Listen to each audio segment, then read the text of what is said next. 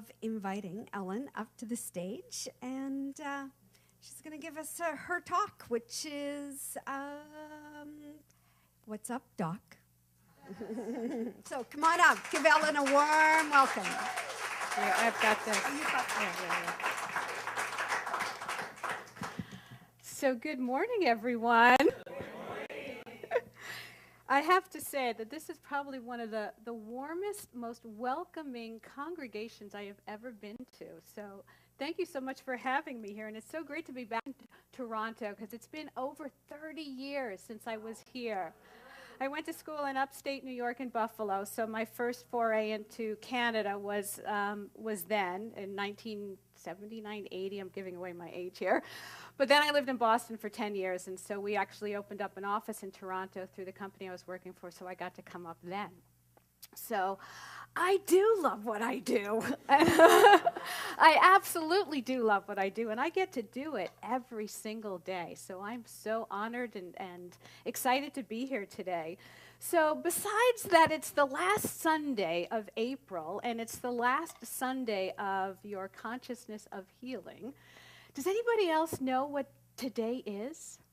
Anyone? It is Bugs Bunny Day. That's right. What's up, Doc? He first uttered those words, "What's up, Doc?" to Elmer Fudd, who was actually pointing a rifle at him.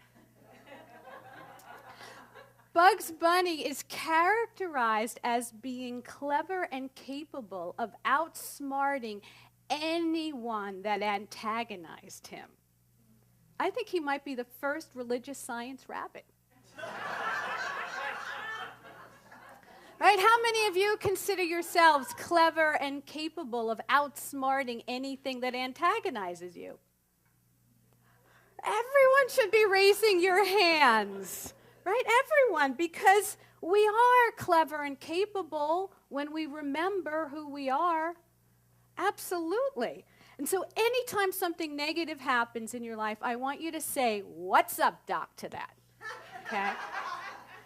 And if it's really bad, you can say the extended version, which is, "What's up, Doc?"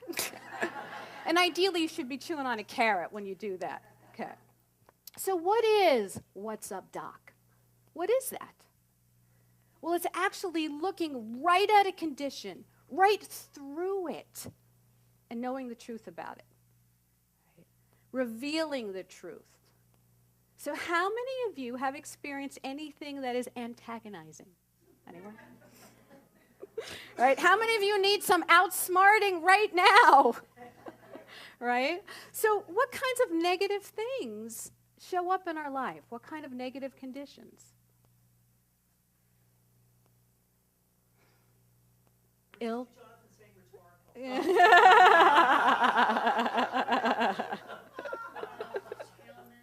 Illness, right? Illness, poverty, lack, unhappiness, things just not working out the way they want them to, the way we want them to work out.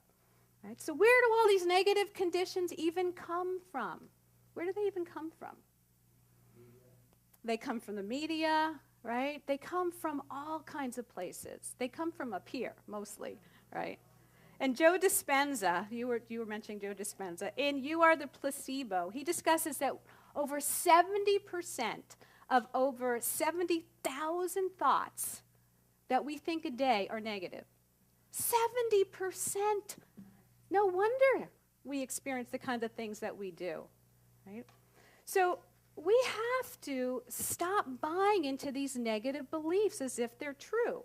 And I actually carry this bumper sticker with me that is not on my car. I keep it over my desk. But it says, "You don't have to believe everything you think." You don't have to believe everything you think, right? Because the only truth is that we are divine spiritual beings and that thoughts are things. So if we want better things, we need to have better thoughts, right? So how do we have better thoughts? Right? If we have over 50,000 negative thoughts, if I did the math right, 70% of 70,000, 50,000 negative thoughts. It could be overwhelming. It is overwhelming. You know, we're stuck in this rut of a negative thought pattern, this negative thought pattern. And Ernest Holmes said that patterns of thought are laid down in the subconscious, which automatically repeat themselves. So like the groove of a record. Remember those? Right? We all still have them, right? I know, they're in your closets. Right? But like when a record skips, it just keeps skipping over and over and over, right? And it's not going to stop on its own.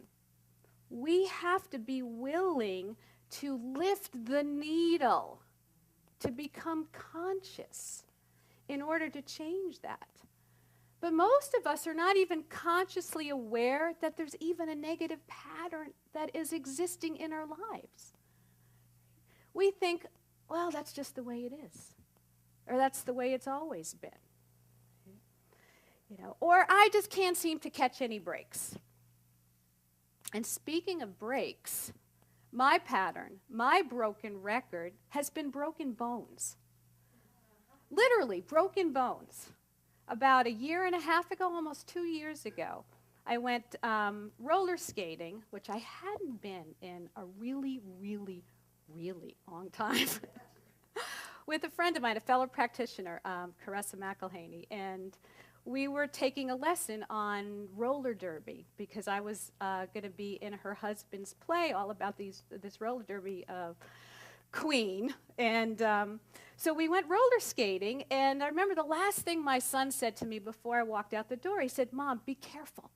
Don't fall." And I said, "Jesse, I'm probably going to fall. Because if I don't fall, that means I was playing it safe, and I wasn't willing to take any risks." So I said, "But don't worry, I'll be careful." So I'm going around to the rink, and we're learning our lessons, and I'm learning how to do the T-stop and the this and the that, and it was all going great during the lesson.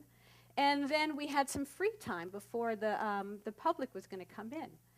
And wouldn't you know it, just as I'm coming around the bend, getting ready to do my little T-stop, I did one of those flip and falls right over my feet. And in that moment, I knew. I knew. I heard it, I felt it, and I immediately treated. I immediately treated to know the truth about it.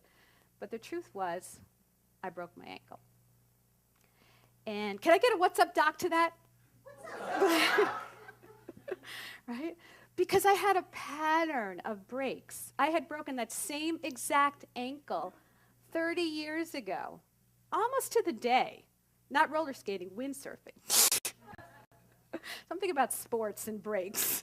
Right, but I'd also broken the bone on that foot and the baby toe, which I subsequently broke the baby toe 2-3 more times. And I'll tell you more about that in a minute. But so how do we overcome these patterns? I had this pattern. Hal Urban, author of Life's Greatest Lessons, said, "New thoughts should lead to new choices.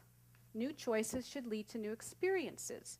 New experiences should create new emotions, and new emotions and feelings should inspire you to think in new ways. It's a complete cycle, and it changes the pattern." But we're responsible for changing the pattern, right? We have to be equal to what we desire, to what we want, right? In order to be equal to a better life, we need to raise our consciousness. We have to rise above all of these negative experiences, rise above the noise and the fray. So what is the noise? It's the past negative programming. It's all those past experiences, my past broken ankle, right? And if we think about all the other things we experience in our life, right? Past broken relationships or broken promises with our finances or whatever they happen to be, right? And the fray, oh my gosh, all the doom and gloom that's in the world. How can we have a consciousness of healing when there's so much hate and destruction, lies and deceit, sickness and poverty, broken bones? And it's not that we don't want to be healed, right? And it's not that we don't desire to live in a peaceful, safe, loving world. It's almost as if we lack the knowingness or the belief that it's even possible, right? That there is a consciousness that is equal to that. Ernest Holmes said, "It's neither the power, the presence, nor the law that you lack, if you lack anything. It's consciousness, an inner spiritual awareness. This consciousness is a thing of thought and conviction. It's a thing of faith and understanding. And no one can give it to you but yourself." And speaking of which, a fellow Canadian, Michael J. Fox, everybody get AARP? Does it come out here in Canada? Yeah. So Michael J. Fox, it says right here on the cover, has a secret. After 26 years with Parkinson's, he's working, laughing, and defying the odds. Doctors gave him 10 years, and 26 years later, he's had a conviction of success. Absolutely. 13 out of his 18 Emmy nominations and 5 out of his 9 Golden Globes he got after his diagnosis with Parkinson's. Right. Doctors even started reaching out to him to find out what his secret was. How was he overcoming this? Right. Can I hear a "what's up, doc" to that? What? Right. He recognized that we can create a better outcome. Ernest Holmes said, "The law of life can work for you only as it works through your thought patterns. And since it's possible to control your thoughts, it is possible to control your destiny." Michael J. Fox definitely controlled his destiny by his beliefs. So how badly do you want to control your destiny? Right? How badly do you want better health, better relationships, more creativity? Right, to live in a loving, safe world. Thomas Troward said the basis of all healing is a change in belief. And what is a belief? It's just a thought. Thought over and over and over until it becomes our truth. And the law is impersonal. It doesn't care if it's a good thought or a bad thought. Right? So what are some of the bad thoughts that we have about all these conditions? What are some of the bad beliefs that we hold about accidents? What's that expression? Huh? Accident prone. Yeah, I'm accident prone. Or accidents happen, right? Just part of life, accidents happen. What are some of the negative beliefs we have around money? Never enough. Can't afford that. Thank you. That's the one I grew up with. Money doesn't grow on trees, or that translated into we don't own stock in the electric company. Right? Which is a version of that. Okay? And what are some of the negative beliefs we have around relationships and love? Never works out for me. Never happened to me, right? Or love will only break your heart. So if we've experienced these things, it makes it right. Yeah? Is that the way it is? Or is that just what we've accepted? Can I have a "what's up, doc" to limited thinking? Or in the infamous words of Bob Newhart, just stop it. Stop all that negative thinking.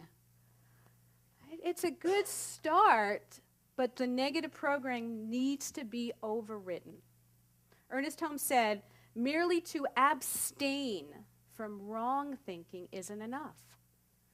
There must be active right thinking, new and wholesome ideas of life, vitality, and hope must be accepted and incorporated into the substratum of our mental life, so there is a more wholesome externalization may manifest in our bodily condition and environment. Whew, It's a lot. Right? But he's talking about active right thinking, right? Take off that old record, play a different record in meditation, right? Stop doing the same thing and expecting to get a different result. Play a different song. Be Bugs Bunny. Be capable and clever, rightly knowing that you can defeat any adverse condition. Broken bones, broken relationships, broken promises to ourselves, to others, and to the planet. Right? So how do we do this? We do it by living this teaching. To be impeccable with our words, as Don Miguel Ruiz would say. To know we're always a choice, and to choose to enjoy our lives, to love what we do, no matter what. Ernest Holmes said, life will be to you what you are to it. Right? Michael J. Fox uses his tics and his tremors in his characters, and he is enjoying life today even more than before his illness. And when I broke my ankle a year and a half ago, I said, by golly, I am going to enjoy this experience, and I got a hot pink cast. And you could probably see it online. It's probably on the videos. And when that came off, I got a hot pink cane, right? I got a hot pink cell phone case, pink wallet, and a pink selfie stick. Because I wanted to be in the pink. I wasn't going to let any condition stop me. And pink is such a nurturing, positive, hopeful color. And for me, my definition of hope is having only positive expectations. So consciousness of healing, Ernest Holmes said, it's a realization of the presence of God. And it's the most powerful healing agency known to the mind of man. Bugs Bunny knows this. Michael J. Fox knows this. You know this. That's all, folks. Namaste.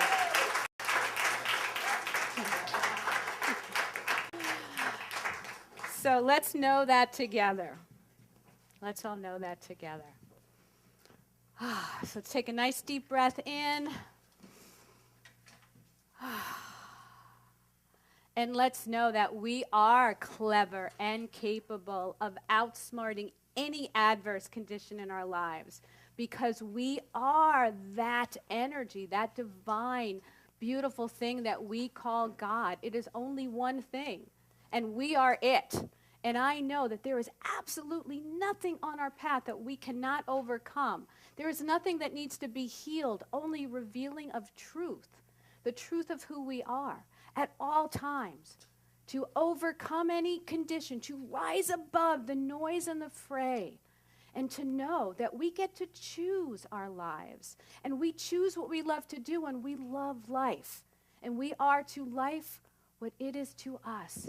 And it is just a reflection of the divine always back to us. That this beautiful, loving God energy is always creating. And so we choose only uplifting, positive thoughts, knowing that they will unfold perfectly. And so with that, I am so grateful to know this truth, to live this truth, to love this truth. And with that, I just release my word, knowing it's done. And together we all say, and so it is. Namaste.